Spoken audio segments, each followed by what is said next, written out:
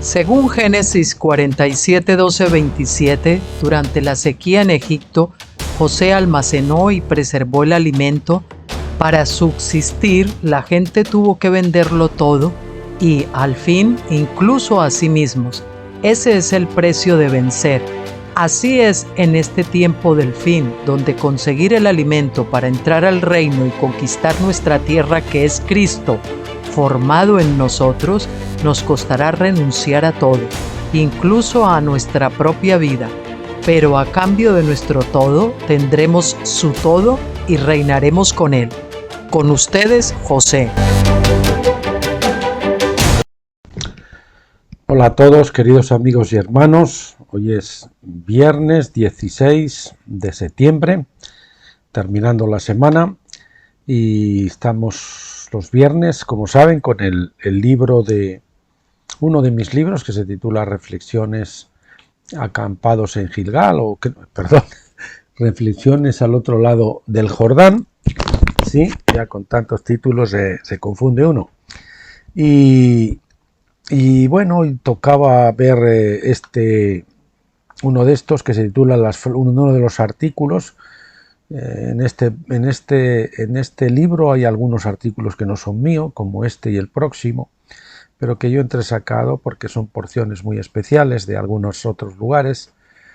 Y bueno, este de hoy no lo vamos a ver porque el siguiente es un poquito más largo y porque tengo especial interés en que sea un vídeo exclusivamente de él.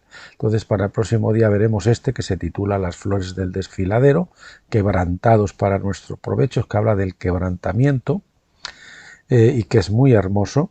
Y luego veremos, vamos a ver hoy, mejor dicho, este otro que es el ejército que peleará la batalla final y el mensaje de Séfora, que es de un autor que seguramente muchos conocerán, que se llama Rick Joyner.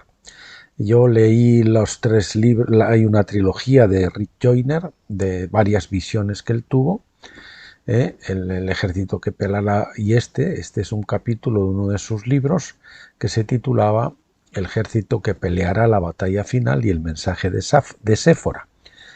Y bueno, aquí tenemos, este libro, además, decir que yo lo leí en República Dominicana pues hace quizás, vamos a ver, unos 20 años aproximadamente, pero que después también, como hace 13 años o así, fue uno de los 2 libros que el Señor me recomendó llevar a mi retiro, ese retiro que también hemos visto aquí en unos artículos, en Los Llévenes en Toledo, en Soledad Acompañada, y justo con el de la experiencia de vida de Witness Lee. Y de verdad que es un capítulo, ahí tomé unas notas y unas cosas, y este capítulo, pues luego de solicitar permiso a la editorial, pues lo publiqué en mi blog. Creo que esto estaba en el blog Finisterre, sí, en el primero de mis blogs, porque este libro es de los artículos del primer blog.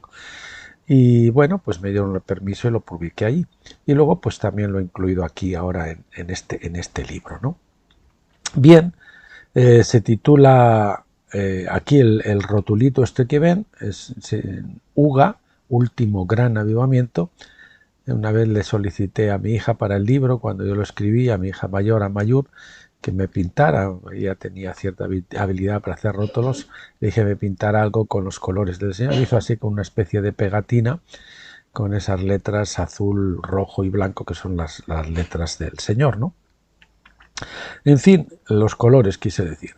Introducción del blog a este artículo. O sea, introducción mía, ¿no?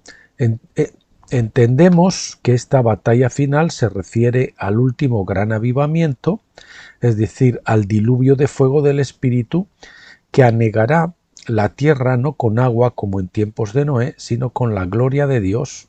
Véase Habacuc 2:14, que dice, porque la tierra será llena del conocimiento de la gloria de Yahvé como las aguas cubren el mar. Un avivamiento para vida, no para destrucción, no para muerte. Un avivamiento con la espada del Espíritu, no con la espada física. En este capítulo, Rick Joyner tiene una visión del estado del ejército de Dios en los tiempos del fin, que son estos tiempos, ya desde aquel entonces hasta ahora, un pésimo estado en su tercer grupo, en los tiempos, un pésimo de estado en un tercer grupo, pongo aquí puede ser la Pascua, mucho más grande que los otros dos juntos, un insatisfactorio estado de un segundo grupo, puede ser el grupo de Pentecostés, pienso yo, por eso lo pongo ahí como nota mía. En interrogante, siempre que vean notas azules así con letra más pequeña, suelen ser las notas, las cosas que yo añado, aunque no se diga nada. Y la gloria a Dios, y gloria a Dios, un pequeño grupo de vanguardia, es decir, de vencedores, de tabernáculos, que aunque ínfimo comparado con los otros dos, está en perfecto orden, entrenamiento y equipamiento, y que ayudará para que los otros lo puedan estar al tiempo de la gran batalla final. Bueno, vamos a entender aquí la gran batalla final como el último gran avivamiento. No creo que se trate del derrocamiento del misterio Babilonia, que es algo que hace el Señor directamente.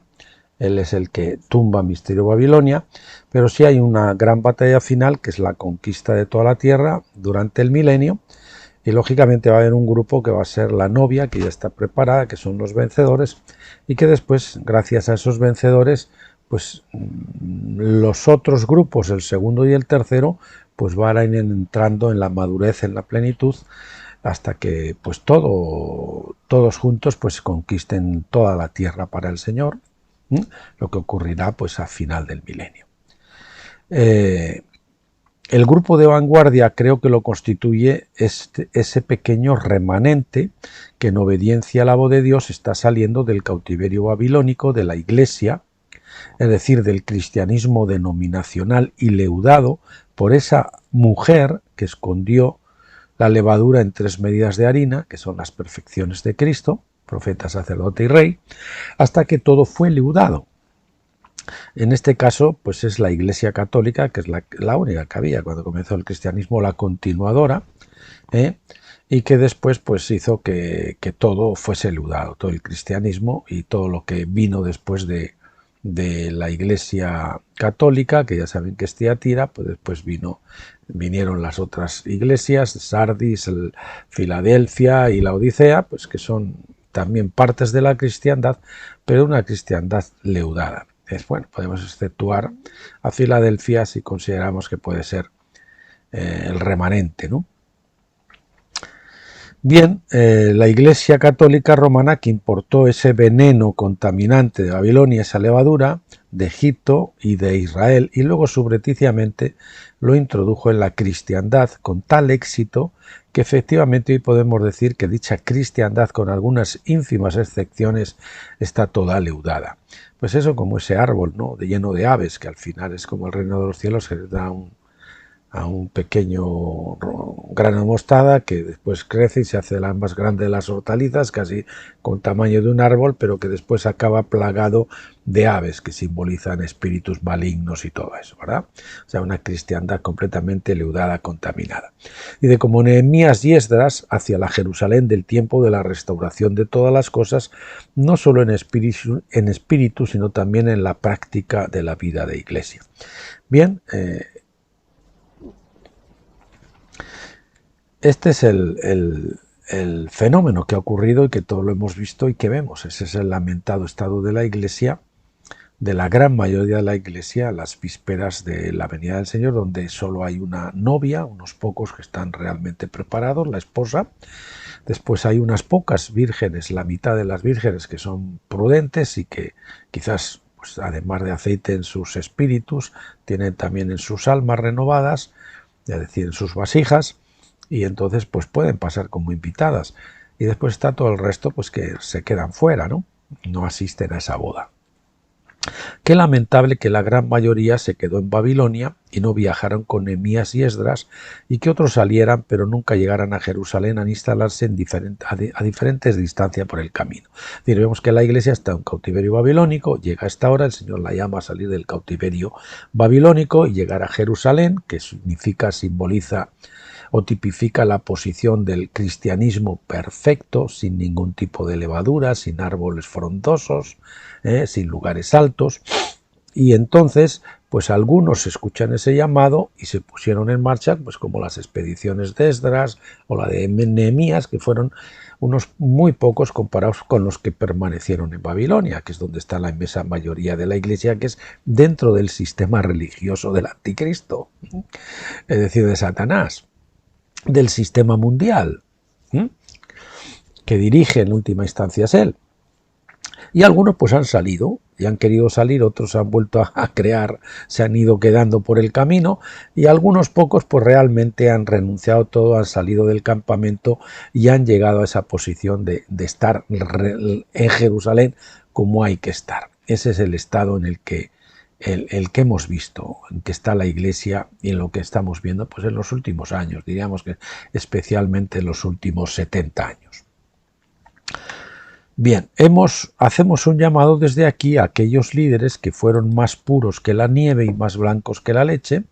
Estamos citando de Lamentaciones, del libro de Lamentaciones, y ahora ennegrecidos por causa del hambre, lo mismo así usando la metáfora de Lamentaciones, sufrida en el largo y seco exilio espiritual, para que contemplando la obra consumada de tal perversa mujer, se atrevan a obedecer la voz del Espíritu a la Odisea, de esa mujer que leudó todo, ¿no? Y bueno, está esto ya, no, esto no funciona, tenemos que salir de aquí, tenemos que huir del campamento. Y dice así: y oí otra voz del cielo que decía: salid de ella, pueblo mío, para que no seáis partícipes de sus pecados ni recibáis parte de sus plagas. Y ese es el llamado del Señor en este tiempo a la Iglesia, a salir de ella, de esa cristiandad leudada, para no caer bajo el juicio que va a venir sobre ella. Sugerimos leer este enlace, El censo de los hombres que pelearán la batalla final, de Witness Lee, que aquí lo tienen enlazado, lo pueden ver, estos artículos están todos en el blog Tabernáculos, también lo pueden buscar allá. Lo resaltado en mayúsculas y negritas y las notas son del blog, no del autor del libro. Siempre me gusta dejar eso claro. De pronto me encontré sobre una gran montaña, el ejército. De pronto me encontré sobre una gran montaña, este es Rick Joyner relatando su sueño, contemplando una gran planicie. Ante mí se desplegaba un ejército que marchaba en un amplio frente. Había 12 divisiones a la vanguardia, que saltaban a la vista entre la multitud de soldados que los seguían por detrás. Estas divisiones estaban a su vez separadas en lo que supuse serían regimientos, batallones, compañías y escuadrones. Las divisiones se distinguían por sus estandartes y los regimientos por los diferentes colores de sus uniformes. Los batallones, las compañías y los escuadrones se distinguían a su vez por cosas como los cinturones o las charreras que cada grupo usaba. Todos tenían una armadura como de plata pulida, escudos que parecían ser de oro puro y armas de oro y plata. Los estandartes eran enormes, de 9 o 10 metros de largo. Cuando los soldados marchaban, su armadura y sus armas refulgían en el sol como rayos, y el flamear de sus estandartes y las pisadas de sus pies se oían como un trueno rugiente. No creo que la tierra haya visto jamás algo como esto. Luego estuve lo suficientemente cerca como para ver sus rostros. Había hombres y mujeres, ancianos y jóvenes, de toda raza. Había una feroz determinación en sus rostros, pero aún así no parecían tensos. La sensación de guerra estaba en el aire, pero en las filas pude percibir una paz tan profunda que supe que ni tan siquiera uno de ellos temía la batalla a la que se encaminaban. La atmósfera espiritual que sentí cuando estuve cerca de ellos era tan asombrosa como su apariencia. Miré sus uniformes, los colores eran brillantes, cada soldado también tenía insignias y medallas. Los generales y otros oficiales de rangos superiores marchaban en las filas junto a los demás, y aunque era evidente que los que tenían cargos mayores estaban a cargo, nadie parecía estar demasiado preocupado por su escalafón. Desde la jerarquía más alta hasta la más baja, todos parecían ser amigos íntimos. Era un ejército de lo que parecía ser una disciplina sin precedentes. Con todo, parecía ser simplemente una gran familia. Al observarlos vi que todos parecían abnegados, pero no por falta de identidad, sino porque todos estaban seguros de quiénes eran y de lo que hacían. Eso es la identidad. No estaban preocupados por sí mismos ni buscaban la aprobación de los demás. No pude detectar ambición u orgullo en ninguna parte de las filas. Era asombroso ver tantos y a la vez tan singulares con una armonía tal que marchaban en un compás perfecto. Estaba seguro que nunca había existido un ejército igual sobre la tierra. Después estuve por detrás de una de las divisiones delanteras, mirando a uno de los grupos más numerosos, que estaba compuesto de cientos de divisiones. Cada una de ellas era de un tamaño distinto. Las menores eran de alrededor de 2000 personas y las mayores de cientos de miles. Aunque este equipo no era tan llamativo y colorido como el primero, también era un ejército muy asombroso, simplemente por causa de su tamaño. Ellos también tenían estandartes, pero no eran tan grandes ni tan impresionantes como los del primer grupo. Todos ellos tenían uniformes y rangos, pero me sorprendí de ver que muchos de ellos no tenían puesta la armadura y muchos ni siquiera tenían armas. Esto pues nos habla de muchas iglesias en la actualidad que tratan de evangelizar y de salir a evangelizar, como digo yo, en ropas menores, porque ni tienen armadura, ni siquiera tienen armas, es decir, no han sido santificados, no han muerto la carne a sí mismo y no pueden salir a luchar, deben estar dentro, permitiendo que Dios los santifique y lleguen hasta la circuncisión del corazón. La armadura y las armas de quienes tenían no estaban lustradas ni tan brillantes como las que tenía el otro equipo. Me acerqué para verlos mejor y pude apreciar que todos estaban determinados y tenían alto nivel de devoción y propósito, pero no poseían el mismo grado de enfoque. He subrayado y además he puesto en negrita la palabra enfoque, que el primer grupo. No poseían el mismo grado de enfoque que el primer grupo. Estos parecían mucho más conscientes de sus rangos y de quienes los rodeaban. Sentí que esta era una distracción que estorbaba su enfoque. También pude percibir ambición y celos en las filas, lo cual era indudablemente otra distracción. Celos y contiendas. ¿Les suena eso algo? Mientras hay celos y contiendas en vosotros, decía a los Corintios Pablo. Incluso así sentí que esta segunda división todavía tenía un más alto nivel de devoción y propósito que ninguna otra sobre la tierra. Esta también era una fuerza muy poderosa. Detrás de este segundo grupo había un tercero que marchaba bastante alejado de las otras dos divisiones, tanto que no estaba seguro si alcanzaban a ver los grupos que estaban delante de ellos. Esta ropa era muchas veces más grande que la primera y la segunda juntas, aparentemente compuesta por millones y millones. Al mirarlos desde la distancia, este ejército parecía desplazarse en distintas direcciones, como un conjunto de pájaros que, imagínense los estorninos, que van para aquí, de repente para allá y para arriba, sí, que parece que no tienen ninguna sentido de dirección. Parriendo primero de un tramo y luego el siguiente, primero un tramo y luego el siguiente, luego nunca moviéndose en una dirección fija por mucho tiempo, con mucha volatilidad, mucha inestabilidad. Cristianos yoyos. A causa de su movimiento errático, era arrastrado cada vez más lejos de los dos primeros grupos, se van quedando cada vez más rezagados. Al acercarme vi que los soldados tenían uniformes andrajosos de un gris opaco que no estaban limpios ni planchados. Casi todos estaban sangrando y heridos. Unos pocos intentaban marchar, pero la mayoría simplemente caminaba en la dirección que los otros iban. Constantemente se armaban peleas en las filas, otra vez contiendas, celos. Así muchos resultaban heridos. Algunos de los soldados trataban de mantenerse cerca de los raídos estandartes esparcidos al azar entre las filas. Aún así, ni siquiera los que estaban cerca de los estandartes tenían una clara identidad. porque continuamente vagaban de un estandarte a otro, es decir, ya sabe, de iglesia en iglesia y tiro porque me toca.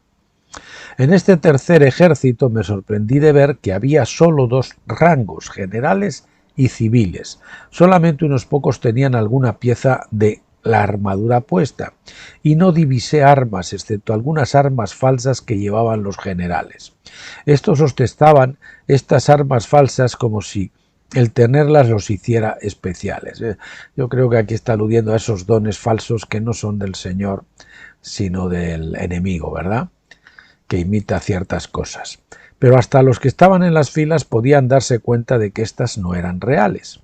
Era triste porque se hacía evidente que los que estaban en las filas con desesperación querían encontrar a alguien que fuera real, auténtico, a quien pudieran seguir. No parecía haber ninguna ambición excepto entre los generales, y esto no era por abnegación, como en el caso del primer ejército, sino porque les importaba muy poco.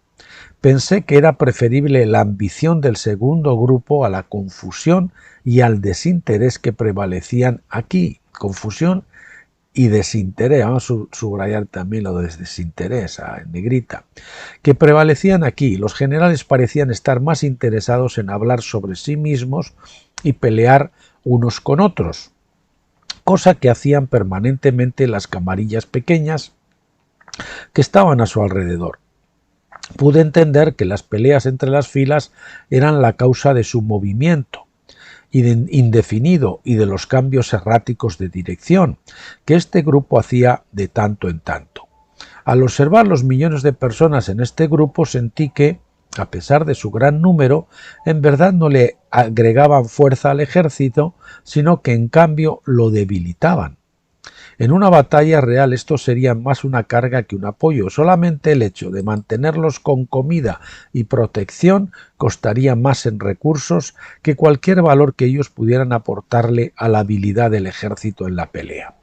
Pensé que un civil en el primer o segundo grupo sería más valioso que muchos de los generales del tercero. No podía entender por qué razón los primeros grupos aún permitían que este tercero se sumara detrás de ellos, ya que evidentemente no eran soldados verdaderos. La sabiduría de Séfora, y después yo pues ahí he puesto un 1, cuando ven esos números así entre paréntesis son notas que yo añado al final y que luego las veremos porque no puedo estar bajando y subiendo, pero bueno. La sabiduría de Séfora. Repentinamente me encontré en una gran montaña desde donde pude divisar todo el ejército. Mientras lo contemplaba, noté que la llanura estaba seca y polvorienta delante del ejército, pero inmediatamente después de que las primeras 12 divisiones pasaron, el suelo se volvió verde oscuro, con árboles que daban sombra y que llevaban fruto, y corrientes de agua pura surcaban la tierra. Este ejército por donde pasaba restauraba la tierra. Pensé cuán distinto era esto a lo que ocurría cuando uno de los ejércitos del mundo cruzaba un territorio. Ellos saqueaban y hurgueteaban hasta que la tierra por donde habían pasado quedaba completamente devastada. Y del otro, por donde pasaba el caballo de Atila, no crecía la hierba, ¿verdad? Observé luego cómo las segundas divisiones pasaban por el mismo suelo. Dejaban muchos puentes y otros edificios, pero la tierra no quedaba en tan buen estado como antes de que hubieran pasado por allí. El pasto no era verde, las aguas estaban ciertamente lodosas y mucho del fruto había sido arrancado. Entonces miré atentamente lo que sucedía cuando el tercer grupo pasaba por el mismo suelo. El pasto había desaparecido o estaba tan pisoteado que ni se veía. Los pocos árboles que quedaban habían sido talados, las corrientes de agua estaban contaminadas, los puentes estaban rotos e intransitables, los edificios dejados en ruina. Parecía que este grupo deshizo todo lo bueno que los dos primeros habían hecho. Al verlos, la ira se alzó dentro de mí. Sentía sabiduría al lado mío, se está refiriendo al Señor, obviamente, o al Espíritu Santo. No dijo nada por un largo rato, pero pude sentir que él también estaba enojado. El egoísmo destruye, dijo finalmente. Yo vine para dar vida, y vida en abundancia. Aunque mi ejército ha madurado, habrá muchos que hablarán en mi nombre y seguirán a los que me siguen, pero ellos no me conocen ni andan en mis caminos. Estos destruyen el fruto de los que me siguen. Por esta causa el mundo no sabe si considerar a mi pueblo una bendición o una maldición. Ese ha sido el fracaso de la era de Pentecostés, donde había un avivamiento, sí, al principio ocurría, pero después la levadura, como no era pasada por el bautismo de fuego, que rechazaba la Iglesia con el tiempo, pues entonces leudaba, acababa leudando y venía un apagamiento. Y al final los cristianos que quedaban, pues eran cristianos muy tibios, muy light, y personas que realmente lo que hacían no concordaba con lo que predicaban y eran un escándalo, y el mundo pues lógicamente dice, pues si ser cristiano es ser como estos, pues mejor me quedo como estoy, ¿no? Me decía aquel, virgencita, virgencita, que me quede como estoy, cuando iba cayendo por la pendiente en la silla de ruedas. Virgencita, virgencita, que me quede como estoy. Y eso es lo que ha ocurrido, ¿no? En cambio ahora viene Tabernáculos, que es una fiesta sin levadura. Pentecostés es una fiesta con levadura. Vean Levítico 13, creo que es el capítulo donde se elevaba la ofrenda con levadura. Y por lo tanto eso habla que Pentecostés ha sido una edad leudada. Y cuando la levadura no era contrarrestada por el fuego, no era horneada, pues entonces eso hacía que se leudara toda la masa. En cambio, en Pentecostés va a ser un avivamiento que, como no va a tener levadura, una fiesta que no tiene levadura, pues entonces no va a haber apagamiento, sino que comenzará el último gran avivamiento, no sé si en un punto o en varios sitios al mismo tiempo, o primero en uno y después otro, y eso irá creciendo a través de las naciones, y nación tras naciones caerán bajo el dominio de Cristo y sus vencedores, y el resto estarán hasta que sean ganadas también, pues lo que se llama las tinieblas de afuera. Y eso es lo que va a ocurrir hasta que al final del milenio, pues la gloria de Dios cubra toda la tierra como las aguas cubren el mar, es decir, al 100%. Y eso acabará al final del milenio con la destrucción de nuevo de Gog y Magog, y al final pues ya vendrá el juicio gran trono blanco y digamos lo que es el estado eterno y la edad del lago de fuego. Cuando sabiduría dijo esto, sentí un inmenso ardor procedente de él, que se me intensificaba hasta que se hizo tan doloroso que se me hizo difícil concentrarme en lo que decía. Pero igualmente supe que sentía lo que él estaba sintiendo y que aquello era una parte importante del mensaje que él me transmitía. El profeta siente el Espíritu de Dios y por eso sus mensajes a veces parece que tienen ese espíritu de ira o de misericordia, o en fin, el espíritu que inspira el momento, en el momento el Señor. El dolor era una combinación de compasión por la tierra e ira por el egoísmo de este ejército, aunque recordar también que cuando el profeta transmite la ira de Dios, o el juicio de Dios, todas estas cosas, si es un verdadero profeta de Dios, siempre al final él arroja una esperanza de curación y de sanación a través de cumplir una serie de requisitos. Ambos sentimientos eran tan fuertes que sentía como si estuvieran siendo tallados en mí. O sea, ira y dolor, una combinación de compasión, dolor y compasión por la tierra, sentimientos mixtos, ¿no? A medida que el furor aumentaba, sentí que él podría llegar a destruir el ejército entero, airado contra su propio pueblo, ¿no? Pero recordé cómo el Señor había salido al encuentro de Moisés cuando estaba camino a Egipto en obediencia al Señor. El Señor había tratado de matarlo hasta que su esposa Séfora circuncidó a su hijo. Dice Rick Joyner, nunca había entendido esto hasta ahora como es decir, cómo la circuncisión habla de la remoción de la carne o de la naturaleza carnal. Este incidente fue como un presagio profético del pecado de Elí, el sacerdote que atrajo una maldición sobre sí, y la derrota de Israel porque no había disciplinado a sus hijos. Bueno, luego hablaremos más de este tema, porque sí es una parte, pero lógicamente se dice la sabiduría de Séfora, pero sí fue sabia en captar el mensaje del Señor de que si Moisés no circuncidaba a sus hijos, pues su esposo iba a morir. Y ella los circuncidó, pero luego no quiso ir con él. Y a mí lo que sí me ha mostrado el Señor es la causa por la que no quiso o por lo menos la causa probable de por qué no fue con él. Y eso lo veremos luego cuando miremos las notas. Señor, levanta a aquellos que tengan la sabiduría de Séfora, clamé. El ardor continuó y vino sobre mí una profunda determinación de ir a los líderes de este gran ejército y contarles la historia de Séfora y decirles que cada uno en el ejército del Señor debía ser circuncidado en el corazón. La naturaleza carnal debía ser cortada. Sabía que si seguían marchando sin hacerlo, el ejército completo estaría en peligro de ser destruido por el Señor, así como él casi había matado a Moisés cuando estaba saliendo de Egipto. Bien, no se puede jugar con fuego, porque nos puede pasar como a los hijos de Esceva, que vamos a por lana y salimos trasquilados, ¿verdad? Iban a echar el demonio fuera de aquel endemoniado, pero resulta que el demonio se levantó y a todos ellos les dio una tunda tremenda, ¿no? Y eso es lo que les pasa a muchas iglesias que sin estar en condiciones salen a evangelizar y tratan de hacer la obra de Dios, que al final acaban destruidas, y los participantes, los miembros, acaban sufriendo muchos problemas a todos los niveles, matrimoniales, económicos, etcétera. Entonces es peligroso, ¿no? Y saben ustedes que este es el mensaje mío por excelencia.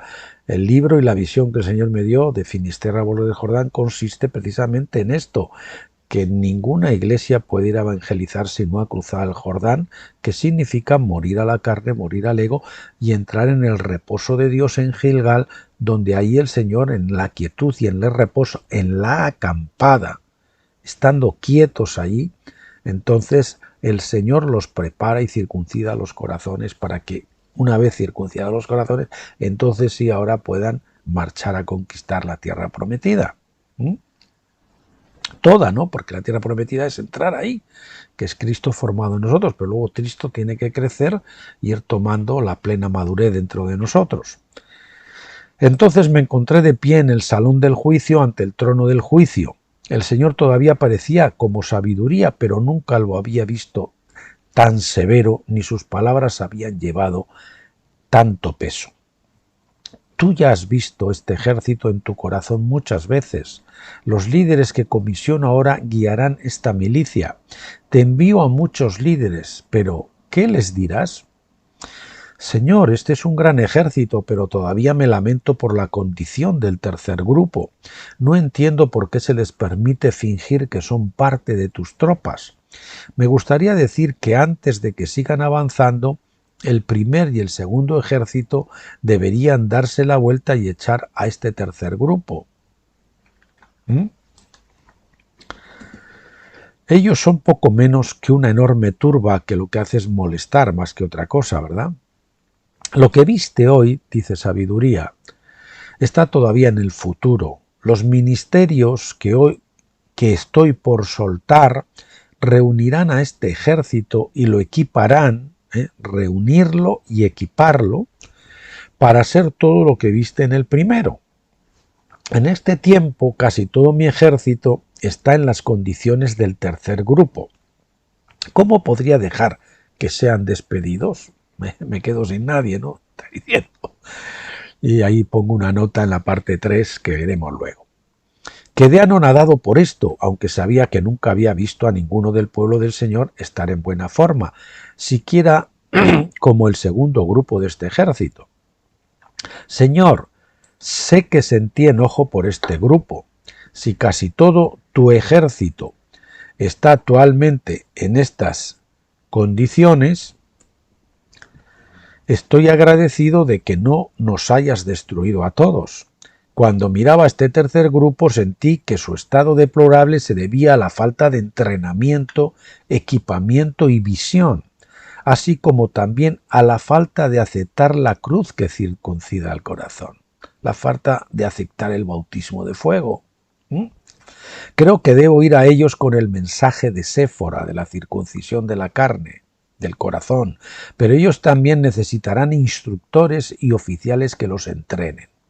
Sabiduría prosiguió: recuerda, Rick, el primer ejército que viste delante de la montaña. Ellos tampoco estaban preparados para la batalla, y cuando ésta comenzó, los que no estaban preparados huyeron. Sin embargo, muchos regresaron con su armadura puesta, y después de haber reemplazado el engaño por la verdad. Los dos primeros grupos en este ejército fueron cambiados por las batallas que los despertaron a su verdadera condición. Luego ellos clamaron a mí, y yo les envié pastores conforme a mi corazón.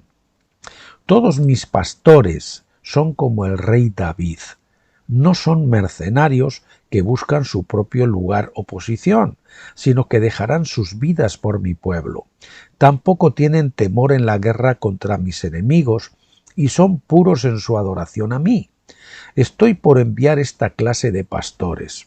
Estos van a ser los vencedores, que son los que van a ser enviados para hacer esta labor.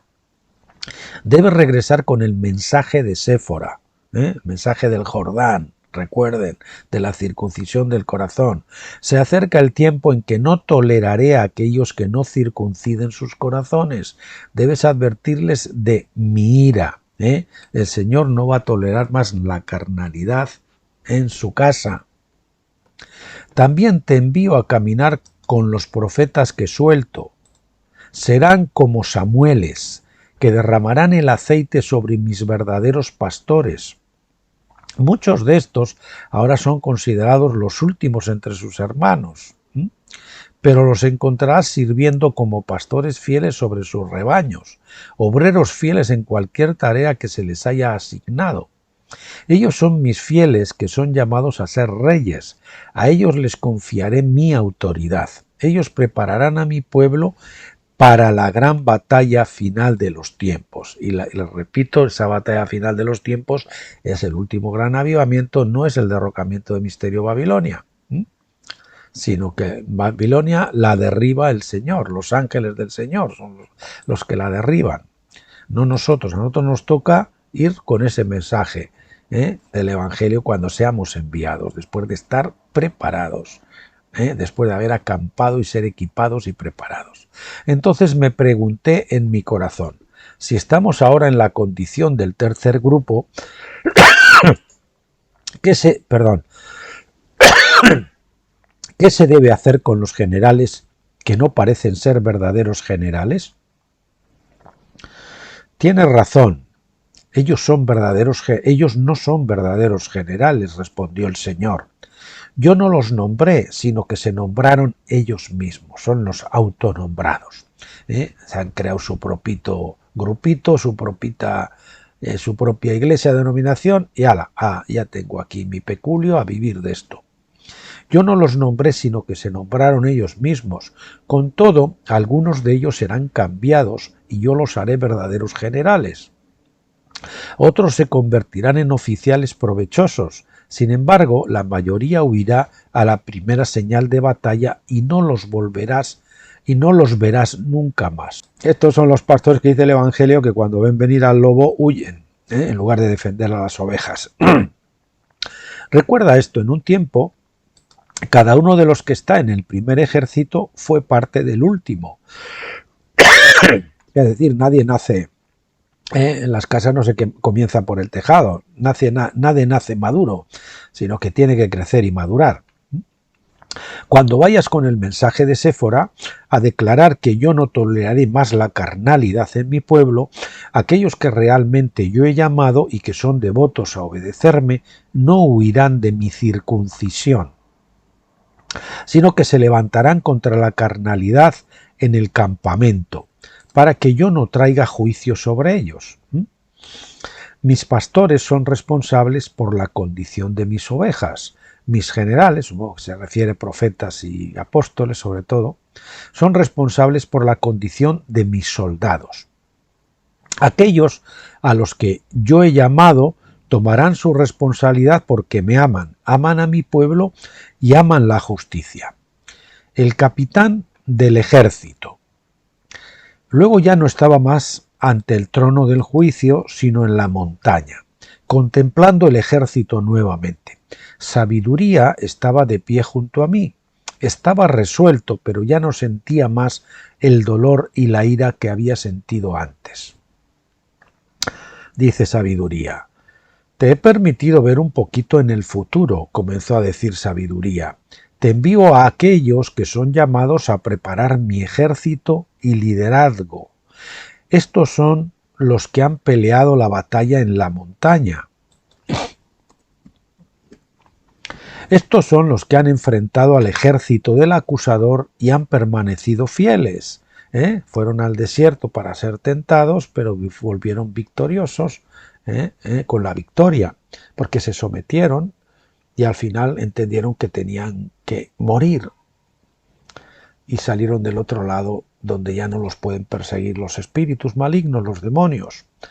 Estos son los que han peleado la batalla en la montaña. Estos son los que han enfrentado al ejército del acusador y han permanecido fieles. Estos son los que han cuidado a mi pueblo y lo han protegido arriesgando sus propias vidas. Ellos son llamados a ser los líderes de mis tropas que pelearán en la gran batalla del fin. Ahí está la nota 4 que veremos luego. Y se levantarán sin tener temor de los poderes de las tinieblas. Como puedes ver, continúa Sabiduría, el ejército marcha, pero habrá momentos en que acampe. Esto es lo que les cuesta mucho entender a los líderes en las iglesias. Ellos piensan que todo evangelizar. Y en la Biblia no es evangelizar. Hay tiempos donde se acampa y se espera. La nube no estaba en marcha continuamente en el desierto. Se paraba. Y a veces se paraba por largas temporadas. No se pudiera pelear sin afilar las espadas, sin untar de aceite los escudos, etcétera, etcétera. Acampar es tan importante como marchar, dice Sabiduría. Es el tiempo de planificar, de entrenarse y de agudizar las habilidades y afilar las armas. ¿Para qué hay que acampar? Como nos está llamando el Señor a la Iglesia en estos momentos a acampar. Para planificar, para entrenarse, agudizar las habilidades y afilar las armas. Para ir a la batalla completamente equipados. También dice Sabiduría, es tiempo para que los que están en el primer grupo caminen entre los del segundo y para que los líderes del segundo grupo caminen entre los del tercero. Es decir, estos que han estado en el primer grupo y han madurado y han sido entrenados, el Señor los va a enviar a estas iglesias que necesitan subir al aposento alto. El aposento alto es estar quietos y esperar el equipamiento, ¿verdad?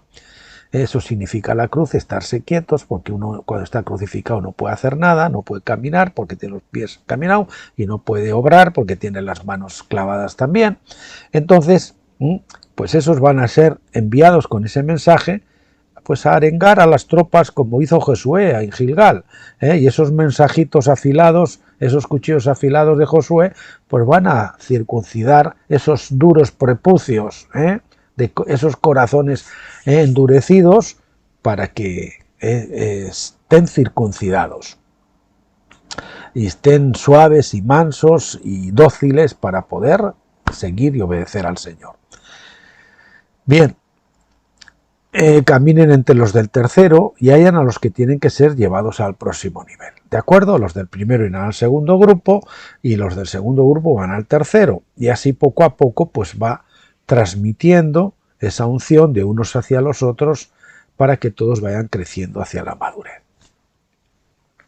Hazlo mientras puedas, porque se acerca el tiempo en que Apocalipsis 11 del 2 al 3 se cumplirá.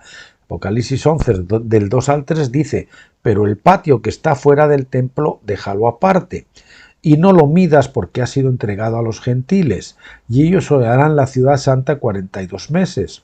Y daré a mis 2 testigos que profeticen por 1260 días vestidos de cilicio.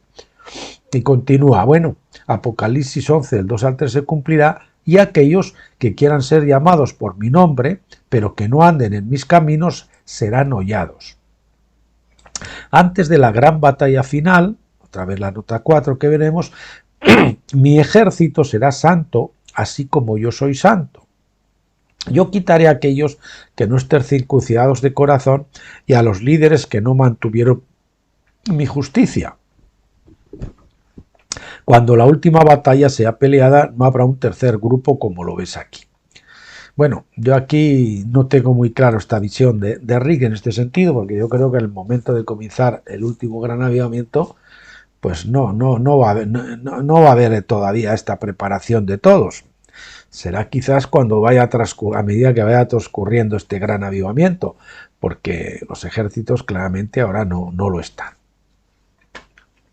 Hasta ahora, cuando mi ejército acampaba, subrayamos, destacamos lo de acampaba, desperdiciaba la mayor parte del tiempo.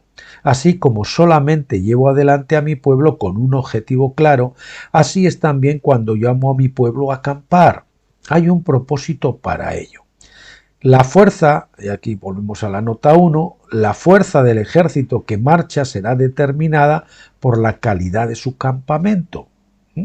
Si en el campamento aprovechamos para hacer lo que tenemos que hacer en lugar de pelar la pava, nos instruimos, nos preparamos, pues lógicamente la marcha después del ejército será determinada de la fuerza de ese ejército por esa calidad del campamento. Cuando es hora de parar, ponemos parar subrayado y con mayúsculas, y acampar, lo mismo subrayado y con mayúsculas por un tiempo, es para enseñarle a mi pueblo mis caminos.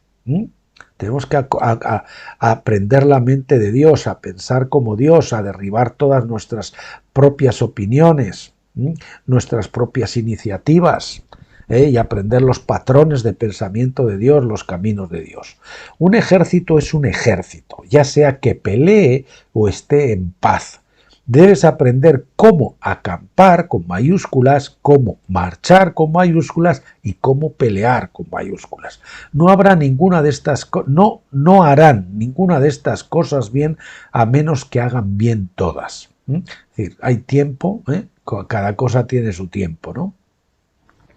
Tiempo de reír, tiempo de llorar, tiempo de bailar y tiempo de echar, etcétera, etcétera. Mi ejército debe estar preparado para hacer todas estas cosas a mi tiempo y fuera de tiempo. A tiempo y fuera de tiempo. Ustedes pueden pensar que es tiempo de marchar, pero yo los guiaré a acampar con mayúsculas, porque veo cosas que ustedes no pueden ver, aún desde su lugar de visión. Si me siguen, siempre harán lo correcto en el tiempo propicio, en el tiempo preciso. Aunque para ustedes no parezca ser lo correcto, recuerden, yo soy el capitán del ejército. La resolución, también incide ahí la nota 2 que veremos luego, resolución con mayúsculas de un ejército estará dada por la nobleza de su misión, por lo bien que estén preparados para ella y por lo bien que sean liderados. O sea, la resolución viene dada por la nobleza de la misión, la preparación y el liderazgo. Este ejército marchará con la misión más noble que ha sido jamás dada al hombre. No obstante, pocos de mi pueblo están equipados para su misión, y los que ahora lideran a mi pueblo siguen sus propios deseos. Ese es el problema, que confundimos nuestros propios deseos con la voluntad de Dios. Hacemos provisión para gastar en nuestros deleites, no porque el Señor nos esté mandando a hacer las cosas. Ahora levantaré líderes que entrenarán y equiparán a mi pueblo. Estos me seguirán porque yo soy el capitán del ejército. Muchos ejércitos experimentaron victorias y derrotas. El mío ha marchado por muchos siglos y también ha tenido muchas victorias y muchas derrotas. Mi ejército ha perdido muchas batallas porque A. Atacó al enemigo cuando no le di la orden de hacerlo. Otros fueron vencidos, B. Porque atacaron al enemigo con gente no entrenada. La mayoría de estos líderes lo hicieron porque buscaban su propia gloria. Como Pablo escribió de los de su tiempo, todos buscan sus propios intereses, como decíamos antes, para gastar sus propios deleites. Y C, otros líderes han tenido mis intereses en sus corazones y sinceramente buscaban la victoria sobre el mal por causa de mi nombre, pero no entrenaron bien a su gente, no caminaron conmigo como su sabiduría. Eso cambiará ahora. Yo seré el capitán del ejército. Ya lo tenemos al frente de Josué y estamos en el tiempo de Josué, de cruzar el Jordán y tener la tierra prometida. Y ahí se le apareció el Señor a Josué, ¿verdad? Ahí donde tuvo esa teofanía. Eso cambiará ahora. Yo seré el capitán del ejército. El que le contesta a Josué, ¿quién eres, Señor? O algo. No soy de tus enemigos ni de los tuyos. O sea, yo soy Dios. Yo soy el capitán del ejército. Ojito. No se desanimen por la forma en que mi pueblo luce ahora, sino que recuerden en qué se ha de convertir. Eso nos pasa a muchos que hemos visto con anticipación y nos quejamos mucho, y a mí el Señor pues me regaña muchas veces decir, oye, tienes que comprender que tú también tuviste tu tiempo ahí y no tienes nada que no hayas recibido, pero realmente nos desespera muchas veces porque son muchos años de espera y de espera y de espera para ver cómo la gente, y vemos, estamos deseando cuándo se levantará alguien que empiece a correr con nosotros y que nos acompañe y que siga el ritmo, etcétera, etcétera, ¿no? Eso nos llega a desesperar, pero el Señor nos llama la atención a que recordemos a verlos, a ver a su pueblo no como son ahora, sino cómo van a ser cuando estén terminados.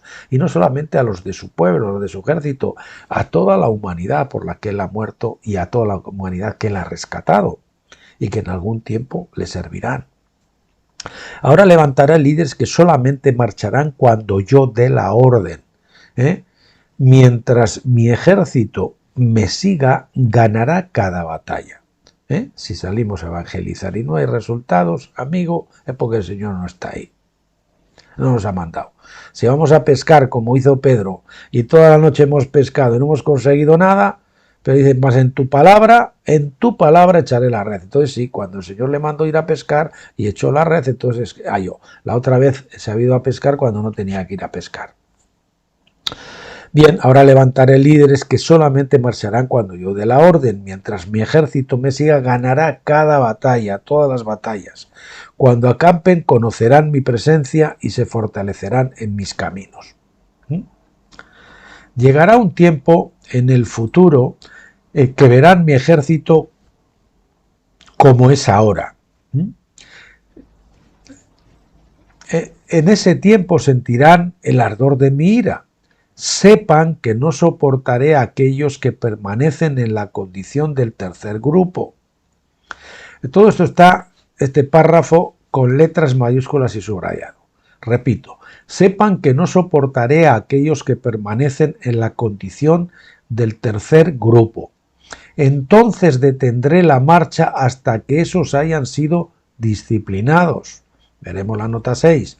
Para que se conviertan en verdaderos soldados o sean dispersados. El Señor nos va a llevar al valle de la decisión cuando ya sea el tiempo. O vas para aquí o te vuelves para Egipto, de alguna forma, o te mueres en el desierto. Ese va a ser el valle de decisión porque el Señor está llevando a muchos al Jordán, a enfrentar el Jordán, el valle de la decisión. ¿De acuerdo? Disciplinaré a los del segundo grupo para echar fuera todas sus ambiciones impuras.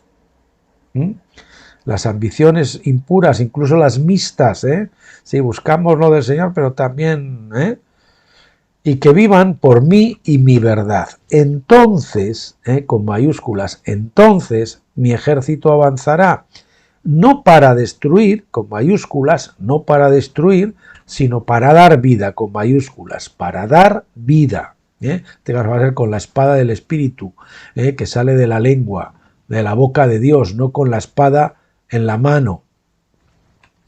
Yo estaré en medio de ellos para hollar a mis enemigos bajo los pies de mi ejército. Vengo como el capitán del ejército. Y veremos las notas 7 y 8. Y pongo aquí, pues para dar los créditos correspondientes, obviamente, tomado con permiso para este blog del capítulo 10 del libro, el llamado de Rick Joyner, editorial Peniel. Apocalipsis 3:19, yo reprendo y castigo a todos los que amo, sé pues celoso y arrepiéntete. Eso yo lo he puesto allí. Notas importantes. 1. Estas ya son notas mías, ya no tiene nada que ver con el libro. Es un comentario mío, pues un poquito al hilo de este capítulo que acabamos de leer. La sabiduría de Séfora o el mensaje de Séfora se refiere a la circuncisión del corazón, es decir, al cruce del Jordán, el río de la muerte, al ego, que nos conduce a la vida en resurrección y a la acampada en Gilgal, donde la circuncisión es operada o practicada. Este mensaje es: Dios no tolerará más la carnalidad en su pueblo, no tolerará los corazones incircuncisos, no tolerará más cristianos carnales cuando ya es la hora de que hayan madurado. No va a haber biberones, porque es la hora de comer la carne. 2. Nota 2. Aquí el Señor quiso destruir al líder Moisés por no haber circuncidado, es decir, disciplinado a su hijo antes de emprender su misión. ¿Qué tema? Que tema este ejército, pero sobre todo que teman los líderes consentidores que hacen la vista gorda ante el pecado. Y yo pongo aquí, citando a Lamentaciones 4 del 1, versículo 1 y del 7 al 8. ¿Cómo se ha ennegrecido el oro? Sus nobles, es decir, los líderes, fueron más puros que la nieve, más blancos que la leche, más rubios eran sus cuerpos que el coral, su talle más hermoso que el zafiro, oscuro más que la negrura es su aspecto ahora. No los conocen por las calles, su piel está pegada a sus huesos, seca como un palo. Líderes que se han cansado de tanto tiempo, que ellos querían el avivamiento y querían ver sus iglesias grandes y han visto que hay que no crecen, que no pasa nada, que tal y que cual, y en lugar de decir, bueno, pues esperar con paciencia y obedecer al Señor y santificarse, hacer lo que Dios les está dando, escuchando las profecías que el Señor está dando, santificaos, santificaos, santificaos, pues se han empeñado en que no, que ellos salen a evangelizar porque lo que quieren es crecer. Y entonces, pues, ¿qué ha ocurrido? Que están muertos de hambre, están secos de esa larga caminada por el desierto. ¿Cómo se atreven a ir a predicar la moral estando ellos y sus congregaciones en ropas menores? No es tiempo de salir a pelear con un ejército en tan deplorable estado. No es tiempo de pescar, sino de remendar las redes. Tarea esta que solo puede hacerse en tierra con la barca varada en la orilla. Líderes, estanquen sus iglesias, llévenlas al dique seco, reparen las redes, prepárense ustedes y su gente, no tengan prisa, tienen que esperar ahí la circuncisión del corazón. No están capacitados para representar el nombre de Dios, solo los crucificados pueden predicar la cruz. Bueno, las notas 2 y 1 de la parte 2, de la nota 2, parte 1, en mi opinión, y esta es lo que les comentaba antes, Séfora fue sabia solo en salvar el pellejo de su marido, ya que después de circuncidar al niño, ella lo abandonó al niño y a Moisés y se devolvió a Madián. ¿Esto no les ha chocado a ustedes nunca? Pues bueno, yo pensé, le pregunté al Señor, y esto es lo que yo he entendido. Pueden estar de acuerdo conmigo o no, pero caminó con él Séfora, pero cuando se dio cuenta de que Dios no toleraría un compromiso menos que absoluto de él y su familia, es decir, hasta entonces Moisés sabía que tenía que circuncidar al hijo, pero como Séfora, que era hija del sacerdote de Madián, era religiosa, ella quería simplemente pues la religión y un compromiso menor y no estaba dispuesto a circuncidar a su hijo. Es decir, yo sí, como sé contigo lo que tú quieras, muy bien, muy bonito, pero hasta aquí nada más, solo hasta este nivel.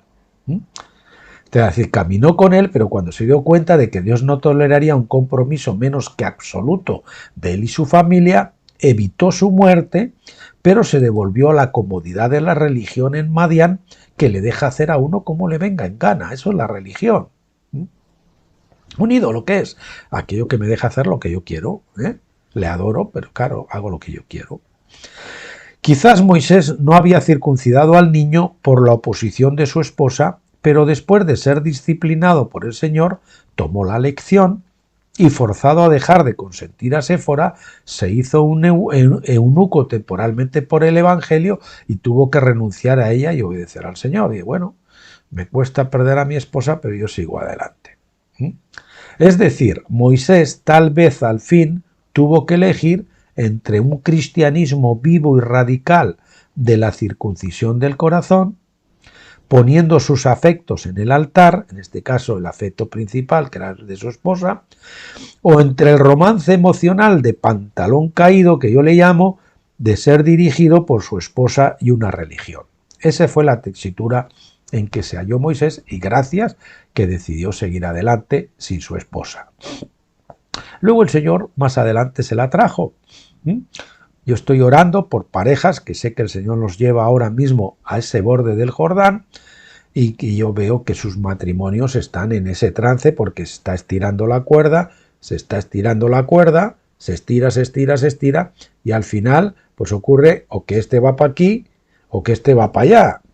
Una de las dos va a ocurrir. Y estoy orando que, Señor, si se llegan a romper los matrimonios, porque hay gente que quiere obedecer al Señor, pues que se rompan, pero que sea por un tiempo y que después se vuelvan a juntar. Esa es mi oración por esos matrimonios, que hay varios en estos momentos, como mínimo 3 que yo sé que están en esa tesitura. El Señor lo está llevando al valle de la decisión para que rompan en un lado o por el otro, para que se decidan. Como decía Josué, escogíos hoy a quien sirváis, yo y mi casa serviremos al Señor. O sea, esa es la decisión. 3. Nota 3. Introducción del libro Vasija para honra de Rebecca Brown, que vi un poquito al respecto. Este es el... Rebecca Brown, sabes que tocaba los temas de liberación, él vino a liberar a los cautivos, después de Guerra Espiritual, después Vasija para honra, que era su tercer libro, y después escribió un cuarto también, que era Las maldiciones sin quebrantar, cuando ya se casó con Daniel Joder, que era una persona que su padre era cabalista y demás, imagínense. Bueno, y entonces en el capítulo 3, en la introducción de tu libro, dice esa introducción que me pareció buena, y que es buena sobre todo para los que tenemos mucha prisa y nos quejamos mucho de que aquellos que van más lentos. Y Jacob, pues el Señor le puede decir, hay un texto que dice, y él caminaba al ritmo de los niños y de las mujeres, cuando después de lo de Peniel, ¿no? Porque se daba cuenta que pues tenemos que ir a ese ritmo, tenemos que esperar a los hermanos el tiempo que el Señor quiera. Me has estado pidiendo que te libere de tener que hablarle a mi pueblo para advertirles que tienen que sacar el pecado de su vida, para que estén preparados para resistir en la persecución que está por venir. No te liberaré de esta encomienda porque soy un Dios justo y santo. He dicho en mi palabra, porque es tiempo de que el juicio comience por la casa de Dios. Y si primero comienza por nosotros, ¿cuál será el fin de aquellos que no obedecen al Evangelio de Dios? Primera de Pedro 4:17. Dice, continúa el Señor hablándole a Rebeca, el final de la edad se acerca. Este país, se refiere a USA, a Estados Unidos, caerá. Pero como el juicio comienza por mi casa, los míos serán perseguidos antes de que los incrédulos sufran. Por ende, tú y otros más deberán ir por delante y advertir a los míos primero. No desprecies a mi pueblo. Esto le dijo el Señor, lo he subrayado. No desprecies a mi pueblo. Estás cayendo en esa trampa. Dime, si yo hubiese formulado mi juicio en cuanto a tu persona, basándome en tus chismes y traiciones de hace 15 años, ¿dónde estarías hoy? No olvides, yo no soy solo un Dios de santidad y justicia, sino también un Dios de misericordia. Es por mi misericordia que aguardo. Espero que mi pueblo se arrepienta del mal que hace.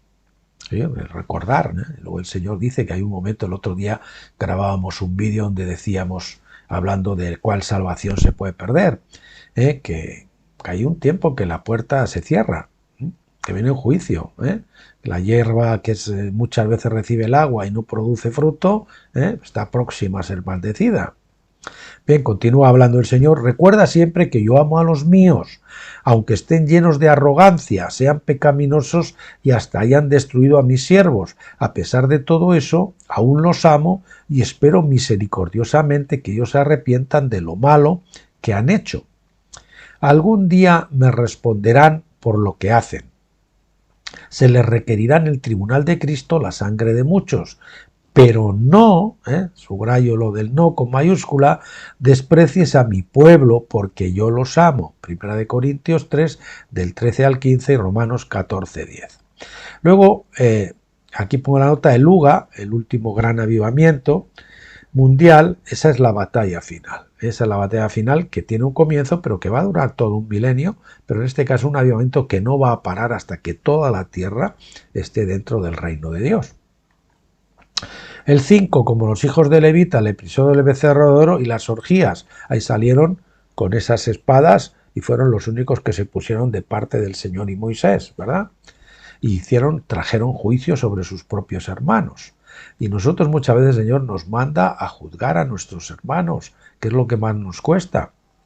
Pero si queremos ponernos de parte de Dios, si queremos obedecer a Dios, muchas veces ese juicio puede llevarnos a la separación de una esposa, de un hijo, de una iglesia. En la nota 6, Malaquías 3.3 dice: se sentará para afinar y limpiar la plata, porque limpiará a los hijos de Leví, los afinará como a oro y como a plata, y traerán a Yahvé ofrenda de justicia. Y todo este tiempo yo me acuerdo que estaba hasta en la denominación de Salem, antes de entrar incluso en la última denominación en la que estuve, que era Remar, donde estuve 3 años calentando la banca, porque yo tenía otro espíritu. Me tuvieron allí, incluso sin tomar la Santa Cena, que venía de ser excomunicado de la Iglesia de Asambleas de Dios. Y allí predicaban de esto, de Malaquías, del libro Malaquías, y que el Señor se iba a sentar. Pues lleva muchos años ya el Señor sentándose a refinar y a limpiar, afinar y a limpiar la plata. Nota 7, Josué del 5.13. Estando Josué cerca de Jericó, el texto que les decía antes, alzó sus ojos y vio un varón que estaba delante de él, el cual tenía una espada desenvainada en su mano. Y Josué, yendo hacia él, le dijo: ¿eres de los nuestros o de nuestros enemigos? Y el Señor le dijo: no, majo, yo no soy de los tuyos ni de los tuyos, yo soy el Señor. Véase Finisterre al borde del Jordán. El libro mío lo tienen ahí. Será al principio del libro, en los capítulos del principio, donde se habla de ese pasaje de Josué, que se analiza al principio. Es uno de los primeros testigos, junto con el de la pesca milagrosa, que el Señor me dio para esa interpretación de una visión que el Señor le dio a la mujer del pastor de la iglesia donde yo estaba, que da origen al libro, la visión de las 2 matas. Nota 8. Les recomiendo leer el libro completo, de Rick Joyner, que no tiene desperdicio, donde Rick Joyner nos recuerda que la iglesia, como Jonás, duerme en la bodega del barco, viajando justo en dirección contraria a su llamado y buscando el amparo del nuevo orden mundial y sus ayudas humanitarias. Hay ministerios que se han convertido en ONGs y que, bueno, con tal de que les den dinero, ellos hasta se fotografían con embajadores homosexuales, así que no les digo más, y cosas así, ¿entiendes? Bueno, hacer el dinero la obra del Señor con el dinero del diablo, pues no creo que sea muy propicio, ¿no? Aunque a veces el Señor nos puede dar a través de los incrédulos cuando Él lo dice y lo manda, pero hacer eso por norma de verdad que nos lleva a un desastre, porque en realidad es el sistema de la cristiandad que en realidad está dominado o entroncado dentro del sistema religioso del sistema mundial. Ese es controlado en última instancia por el diablo, que es el que maneja el sistema religioso también. Bien, el amparo del nuevo orden mundial y sus ayudas humanitarias, pero que será echada por la borda por estos cuando la cosa se ponga fea, siendo tragada por la primera bestia que sale del mar y más tarde vomitada en las fauces de la segunda bestia que sale de la tierra al final de la tribulación. Bien, al final serán vomitados, ¿verdad? Dice, se vuelven contra la ramera. El tiempo es venido de predicar los juicios de Dios que vienen a esta tierra como olas de mar cada vez mayores, y que aquellos que de su pueblo que no se juzguen a sí mismos serán juzgados con el mundo, porque el juicio de Dios va a comenzar ya por su casa. Es hora ya de dejar la rotonda del activismo en el desierto, cruzar el río Jordán de la muerte al yo y acampar en Gilgal, donde el afilado cuchillo de Josué, es decir, la palabra predicada correctamente, practicará la cirugía espiritual que, rasgando el velo de los corazones incircuncisos, permita la Pascua de acceso a la tierra prometida. Pentecostés 2, yo decía en aquel entonces, es decir, tabernáculos.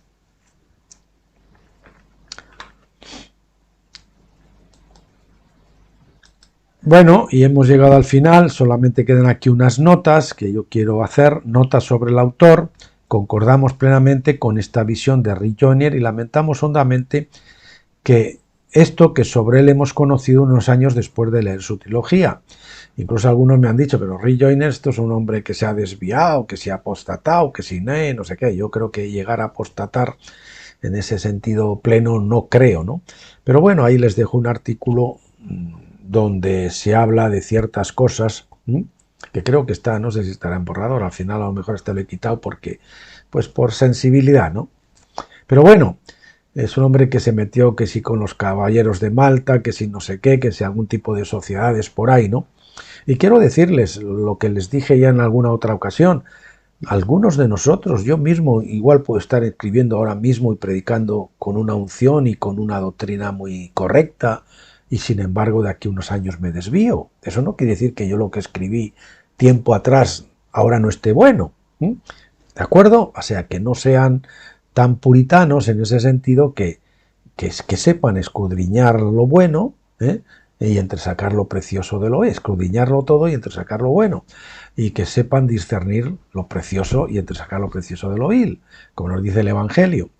Y aquí la propia explicación de Joyner y la investigación de Joseph Erring que la contradice. El propio Joyner dio una explicación a eso porque muchos le recriminaron, y después también en este otro artículo pues tienen Joseph Erring, que es otro hermano cristiano del que yo he leído varios libros y que tiene alguno muy bueno, pues que contradice todo eso. Si alguno quiere meterse en esos derroteros, les puse el ejemplo también la otra vez de Hannah Hurnal, que escribió Pies de ciervas en los lugares altos, uno de los libros más ungidos que usted pueda leer y más maravillosos, y que no tiene nada de desperdicio, pero que dicen que después, yo leí por lo menos una vez, una ocasión, que ya parece ser que al final acabó metiéndose en el ocultismo y cosas así, ¿no? En fin, pentecostalismo es así, el tipo del rey pentecostal es Saúl, que al final acabó visitando a la divina, por desobediencia al Señor, acabó visitando a la divina de Endor, ¿no? Y estaba atormentado por espíritus malignos y todo eso es lo que nos puede pasar a esos cristianos que llegan al final al borde de la esquizofrenia y como no quieren obedecer al Señor acaban pues en un estado lamentable. Que Dios nos libre, hermanos, que Dios les libre a ustedes. Bueno, ha sido un gusto compartirles este tesoro, que para mí este capítulo es un tesoro. Y bueno, pues vamos a ver ya, si Dios quiere, mañana, mañana no, para el lunes que viene, continuar con el estudio de Apocalipsis, que ya creo que no sé, yo creo que hemos terminado ya el libro octavo, si no, pues el libro séptimo y estaremos comenzando con el octavo, creo que estamos así ya, ahora mismo estoy despistado. Bueno, que descansen este fin de semana, que se pongan al día con las escuchas que tienen por ahí pendientes, y que disfruten y sobre todo que busquen al Señor, que estén en comunión, no importa que estén en la iglesia, no es entrar y salir de la presencia del Señor, ustedes deben de vivir en la presencia del Señor en todo tiempo, hasta cuando se divierten. Así que les dejo ahí en su compañía y les encomiendo su cuidado, que Él es el que mejor lo puede hacer. Hasta el lunes, pues, que Dios les bendiga.